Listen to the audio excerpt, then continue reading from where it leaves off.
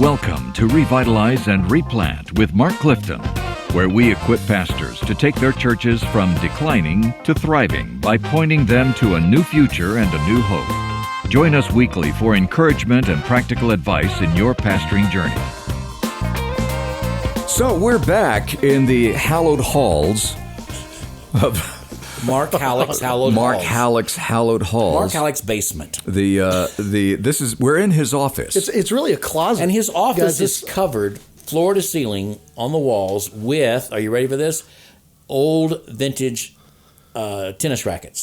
Well, that's one wall. That's true. The other wall has the vintage touchdown Jesus. But I didn't know you were a tennis player. I am. Wow. I am. I love tennis. Tennis and basketball were my big sports growing up. This is Revitalize and Replant with Mark Clifton. He doesn't believe me. And I was in church softball league. Oh, did you? I got kicked out. Did you? Yeah. The only athletic compliment I ever got in my whole life was good eye. Wait for it. Oh, you did. Good eye, Clifton. Good eye. You really saw that one. Welcome to our podcast today. I'm Dan Hurst. There's Mark Hallock sitting over there, and Mark Clifton sitting right there. And what are we talking about? We're talking today? about toxic pastors. Oh boy! So I know most. That's a good number of you listening right now. Thing is, you don't know you're toxic, right? Is that one of the signs? That's one of the signs. Not knowing. No, we're talking about toxic leadership styles. And look, all of us are fallen. All of us are sinful. All of us are mortal. All of us are given to pride. All of us love the praise of men. So all of us are susceptible to some of these toxic traits. Yeah. And we laugh about them, but they can devastate churches. They can devastate people. And so this came from an article in biblicalleadership.com. We're going to look at 10 traits of toxic leaders. And so, I mean, you need to do some serious self-exaggeration. I do that all the time. That's part of it. That's one of those. That's one of the toxic traits. That was a Freudian slip. There it was. My wife thinks I do self-exaggeration all the time. You have to do self-examination. There it is. Examination. There it is. I found it. Okay, here's number one. Okay, you ready? Number one. Here's number one. They are works-filled versus grace-filled. Yeah, In other words, means? Go ahead. Rules, policy, and the law trump people. Which means if somebody makes a mistake and they're a volunteer or a staff member, and you don't give them any grace. Talk about that, Mr. Hallock. Oh, man, I got many thoughts on this. I mean, here's the bottom line, guys.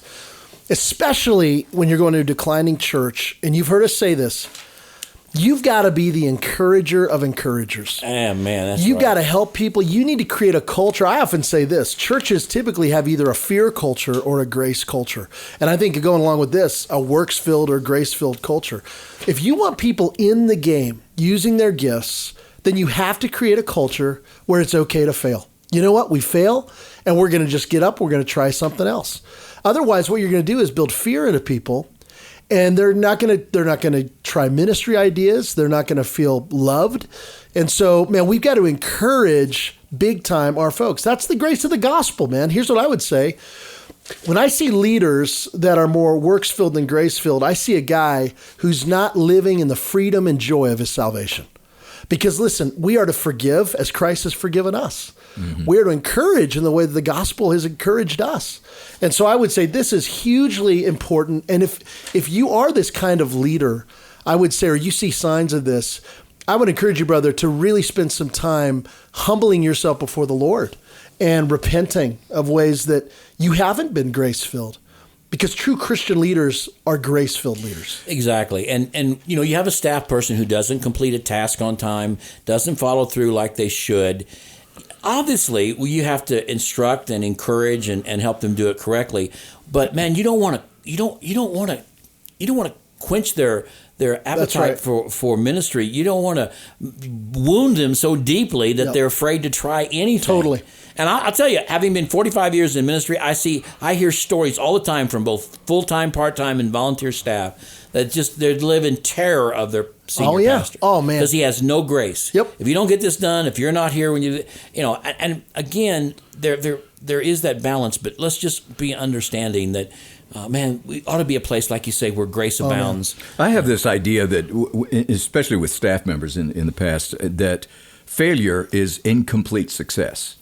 And so really all you're doing, if you fail, all you're doing is you've got to find the next step to get to success. So failure isn't the end. Yeah. Failure is the process of getting to whatever it is that you need to do. Well, when Jill and I were out at San Diego not long ago, and we were on the deck of the aircraft carrier. I think it's the Enterprise. I'm sure it is.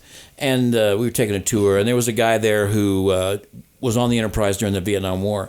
And he said they could look at the respiration and heart rate and stuff of the bomber pilots or whatever. And when they were making their bomb runs over North Vietnam or wherever, they were at a certain respiration rate and all. But he said when they were landing on that carrier at night, it was even higher. In other words, their anxiety was higher landing on a carrier at night than doing the bomb runs. And he said his job was to help direct them to that carrier, right? He was the guy. And he said, so I would say things like, you're looking really good, coming in really well. Your speed is, okay, maybe just a tad slower. Oh, looks perfect. And, hey, great. Hey, maybe just a little more to the right. Just, looks great. He said, I had to guide them in with the most positive, optimistic direction I could because they were already at an anxiety-filled level. Scared to death, yeah. And if I said, hey, slow down, you idiot, Yes. or hey, you're going too far to the right. Yeah. He said, I think that's how we have to deal with many times people in our church. Man, that's the good. staff that are with us, encourage them all the way, but yet give them gentle instruction. That's right. Hey, man, just a little more this way. Yep. A little more. And yet, most of the time, unfortunately, because pastors are stressed and everything else, sometimes you can be the hardest guy to work for. Don't be that guy. Yep, and I would. That's so good, man. Here's the deal. I often say this: you want to be the kind of leader people in the church want to follow. Don't just have to follow. Wow, that's good. Okay, that they want to follow, and the way that you build a culture where people want to follow your leadership is if you're a grace-filled leader. That's the bottom line. Yeah. And the fact is, if they don't want to follow, they won't. Well, that's true. You'll end up That's true. looking That's for true. another church. And you should hear that podcast that we talked about last time, because you'll be making a transition before it's over with. That's true. Number 2, they are all about their reputation. In other words, toxic leaders are more concerned about the reputation that they have or the reputation of the church than they are even about the individual staff or church member that they're dealing with. And boy, I'll tell you what, church members know. They know when they're being used. Staff members know when they're being used to sort of glorify the pastor and make him look better. Totally. Oh, yeah. Are we building his platform? Building his platform. Yep. That's exactly right. Man, I hear that all the time. And also, what's the reputation of, not the reputation of Christ or the kingdom, but of our church and of my ministry. And that trumps everything else. It's more important than anything else. And so, in that sense, if you sense that pastor cares more about his reputation than he cares about your growth as a member or a leader or a volunteer, that's a toxic sign. That's right. Which goes along with number 3, which is? They use people. Yeah. In other words, outcomes are more important than people. Right. And I think we've probably all seen this before. I mean, if there's one thing you do not want to feel, if you could, even as you're listening to this, have you ever served in a ministry or even a job where you just felt used, Sure. It's the worst. It's the worst. And sadly, in the church, so often, I think a lot of people feel that. I mean, I know even in our own ministry, I've talked with many people. Honestly, I don't need to name names, but we've had a church recently around here with a toxic leader at the top, and it was a large church.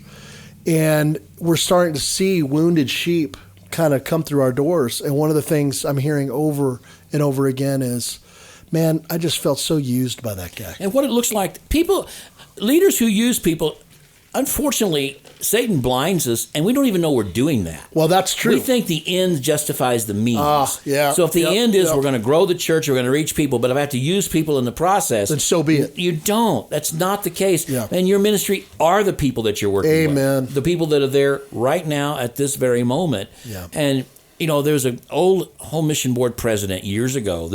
I wasn't around. This is before me. His name was Kris Redford. And he always had on his desk this sign that said, "People count." I remember seeing a picture of that, and back in the 80s when I worked in the Home Mission Board, I asked somebody about that. I said, Kris Redford, on this desk, there was that sign that said, "People count." I guess anything unique about that?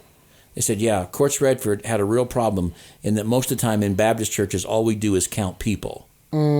And he said that was to remind him that we don't count people, people count. And I've never forgotten that. That's cool. That's Isn't that really cool? good. That Yeah. is good. You ought to put that on your desk. People count. People count rather than count It's people. true. It's true. Number 4, they surround themselves with yes people. How many times have we heard about large, successful, dynamic, especially young pastors who grow churches, surround themselves with yes people, and then get into all kinds of trouble? Yeah. There's no accountability. And what it means is if you don't agree with me, you can't be a leader. Yeah. If you don't agree with Well, right. Right. You'll get kicked out of the inner kicked out. circle. Yeah. And if the church is a growing church, there'll be people standing in line to take their place. Totally. That's what happens. Man, that's so true. All kinds of guys that want to be in your orbit. Yep. And so they'll say yes. Yep. And if you get a sense, when I was now don't misunderstand what we're saying. I'm not saying you want men around you who are always conflicting with you. Yeah. And Just you want, critical you all want the time. Spiritual Yeah. chemistry. Yeah. But when I was at Warnell and, I had this group of wonderful elders around me, they reminded me that, Clifton, you wake up in a new world every day. And not every idea you wake up with is one we need to do. That's right. And so they were very kind at times of saying, Clifton, I don't think that's something we have the bandwidth to do right now. And I needed to hear that. Yes, Okay? that's right. I didn't need people around me who agree with every crazy idea I came up Totally. with. I need some people to help me process those ideas. And that's what we're talking about. I'm the same way, man. I'm the same way. I need it. And you need people. Listen to this. You need people. And secure leaders, get this. Insecure leaders only surround themselves with yes men, yes Yeah, people. right. But secure leaders know I need pushback. I want pushback from people that I know are for what we're doing. I'm not saying get Captain Critical in there who's just mad about Right. everything. But you need people who can push in. You need to be self-aware and humble enough to go, man, I don't have it all figured out. And that's one of the ways, Clifton, you and I are alike. We got Right. ideas left and right. We need people to say, slow down there, pal. Right. And one of my young elders, Danny, he said to me one time, Clifton, I think sometimes you show up at meetings and you're not really prepared. He said, the unfortunate thing is you can get prepared in a minute and pull the meeting off okay. But he said, I can still say you're really not prepared. Right. I mean, Yep. that's the kind of input Totally. we need, That's right? helpful. Yep. I fired him, by the way. That's right. And I got somebody who said I was always prepared, so it worked out really well. No, I think you need. I do think you need people who. And one of the things that I've done in my ministry is I said I wanted guys I trust to autopsy my sermons. Yeah. Tell me, how did that go today? Yeah. What did I say? Something? And I've had them say, you spent too much time telling stories. You kind of got off track. Yep. You gotta receive that. That's good, man. You That's do. really good. Okay, what's the next one? Okay, well, the next one kind of goes with, I don't know if we need to say a lot more, but pushback or disagreement are highly frowned upon. So, in other words, constructive criticism is not received well from anyone. Oh, yeah. And so we've just talked about that. I know. But I hear from staff members and church leaders say all the time, I can't tell my pastor anything. Yeah, like I can't give him any feedback. I can't give him any feedback. He Well- won't receive it. Totally. And this leads to number 6. Bottom line, they are full of pride. Yeah. It's pride, man. That's what undergirds all of this. That's what I said when we began. We all love the praise of men. We do. Yep. And, man, pride is so deceptive. You don't even think it's pride. Yeah. But it certainly is. And listen, God detests the pride, Yep. but he runs toward the humble. Amen. For sure. He opposes the Number proud. 7. They don't lead well through change. Now, that's interesting. There isn't a consideration of the ongoing well-being or health of the staff and perhaps others in the church. So what change means is because the pastor woke up today and decided we need to do this, everybody's just got to get on board. Get on board. Yep. Yeah, Or get out. You get on board or get out. Get on the bus or get out. And as one pastor As we've famously heard, said, we'll run over you. We'll on the run bus. over you. Right. And as though that's something to be prideful about. Yeah. And we've known all kinds of, and I hope you're not one of these, people who go in one direction and 2 months later, now they've decided they're going to go in a different Boy, direction. that's true. That is so true. This is what the way we're going to do things. We change the way we're going to do things. And you're just running in circles when you do that. That's right. This is not your church, Pastor. This is the Lord's right. church. And so just because you get an idea, this is also why a plurality of leaders is so important, to have other voices. But am I serving the congregation? Am I recognizing, man, some folks take more time to get on board, and I'm going to do what it takes to take the time to make sure we're unified moving forward. And Jeff Eldridge, who was president of Golden Gate or Gateway Seminary for so many years and now the new executive treasurer of Southern Baptist Convention, president of the executive committee. But he said something really impactful one time and wrote a book about it actually. But it's one thing to get people to agree to change. That's an easier step than to help lead them through the change. Boy, that's true. And so many times, pastors, we think when we get them to, the vote was, 78 yes and 23 no. So, okay, we're going to change. No, that's the vote to start the change. Mm-hmm. That's easier to get than to lead them through the actual change. Yeah, boy, and so you've got to be patient and understanding, tactical, patient, all of that. And leading them through change. So I would direct you to Jeff Org. We'll put the book in the show notes. Do you remember the name of that? I don't off the top of my head. Thank you. So good, though. It was good. So good that I can't so remember good you the can't name remember. But it was great. Hey, here's a point that's a very sensitive point for me because I have worked with pastors like this. The leadership is autocratic. It's like I am the boss. What's that been like, Dan, for you as you've worked with pastors? Brutal. Yeah. Brutal. There's no other way to say it because what happens is when you're dealing with an autocratic boss or an autocratic pastor, you're dealing with somebody who is going to cover his backside no matter what happens. Yeah. And if he has to get rid of you to do it, he will. He'll do it, yeah. And that's just because the boss has to survive. It's that attitude that I know what's best and I know how to get it done, and you're in the way. And so that means that you have to go.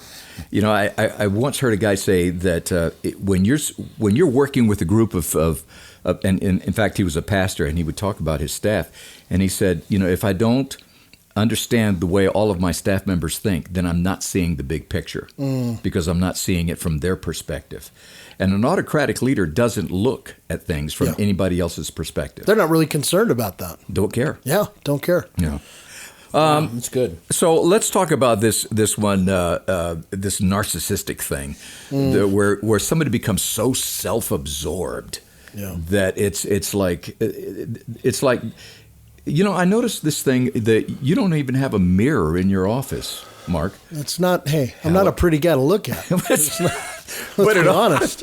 Nobody wants to see this much. But it is a symptom of somebody who isn't self-absorbed, in my opinion. So, do you have a mirror in your office, Mark? Do I have a mirror in my office? No. Are you kidding me? Actually, I do. They have these new mirrors now that actually slim you down. Oh, you got one of those? One of those. It looks really good. It's an encouragement mirror. It's an encouragement mirror.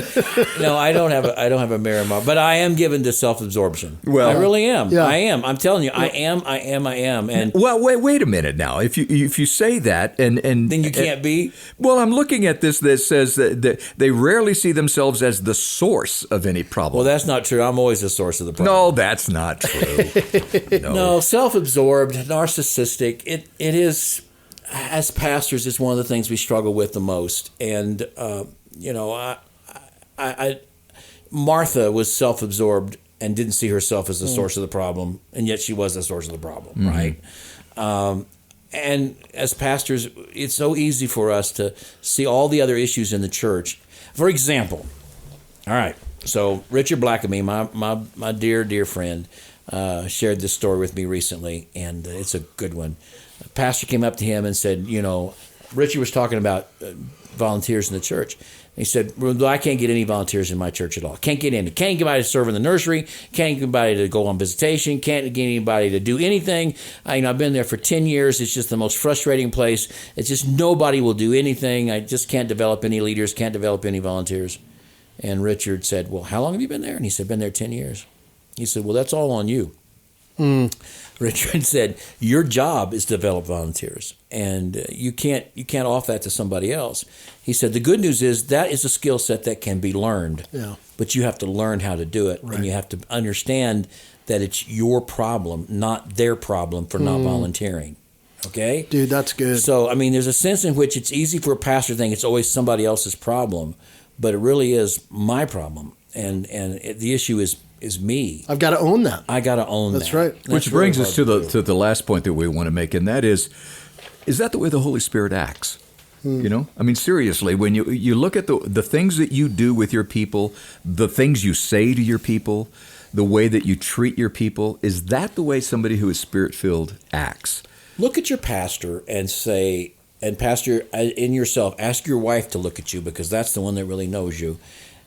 Am I displaying the fruits of the Spirit Yeah. on a regular, consistent basis? Or am I displaying short-temperedness, anger, frustration, bitterness, contention? Those are not fruits of the Spirit. That's right. And if that's what's coming out in us, that's toxic. It'll lead to these other 9 things we talked about. At the end of the day, if you lead with the fruits of the Spirit, you won't have these other 9 things. But that does not happen naturally. We don't drift toward holiness, even as pastors. Right. So daily we have to beat our body in submission, lest we're not worthy of the gospel we preach. That's right. Daily we got to be aware that we are still fallen and very susceptible to pride, to ambition, to all of those things. And at the end of the day, Satan makes us think we're doing it all for the right reasons. If we're being hard on our staff, it's because they need it. If we're using people, it's because, well, the goal is out there is more important than these people. All of that stuff. We always rationalize our poor leadership. So take a look at these things. And look, I'll admit, I've got some of them. Sure. And we Hallock, all can. Hallock, you got a bunch of them. Totally. No, I'm marking every one of these guys. We all have them. So we have to fight them and battle them. That's because right. they don't lead anywhere that's good. No, they don't. Let me say this too. As you're talking, remember what Jesus says in John 15. And actually, this is a Blackaby that I've been thinking about from a few months ago. Jesus says, I am the vine, you are the branches. If a man remains in me and I in him, he will bear much fruit. There you go. But apart from me, you can do nothing. Right. Abiding in Jesus is our number one duty and joy in the Christian life, so that we might be the kinds of leaders and pastors that are not known for toxicity, but those around us would say, you know what? He is a loving leader. There you go. He's patient. He's kind. He's gentle. And only the Spirit of God can do this. But so I would say this, at the end of the day, as we fight sin, are you abiding in Jesus, brother? Because that is the answer to this. To put these things to death is for Jesus to bear good fruit in and through you by his Spirit. That's it, because you cannot produce the fruit. You only can bear the fruit. That's right. Well, that wraps it up for today's episode of Revitalize and Replant with Mark Clifton. Thank you so much for spending time with us. And we want to say, we haven't done this, but we do want to encourage you that if you listen and there's a button where you can subscribe, please do. Please. Because we don't get any money for that. We wish we did, but we don't. But it helps us to know who's listening, not so much who's listening, but the demographics of who's listening, that sort of thing.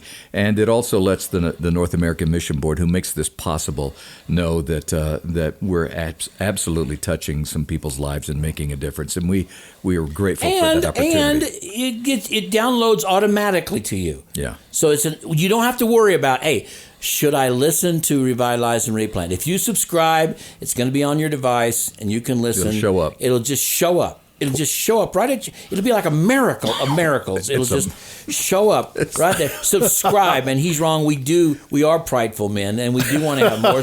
We're trying to get more subscribers than Ed Stetzer. So if you can help us beat Ed Stetzer, then hit that subscribe button. Thank you much. Thanks for joining us today on Revitalize and Replant. This podcast is brought to you by the North American Mission Board, where we help dying or struggling churches regain health for the glory of God and the good of their communities. If you found this conversation helpful, don't forget to subscribe to the podcast on your favorite platform. To learn more about becoming a replanting pastor or to explore resources about revitalization for your own church, visit churchreplanters.com.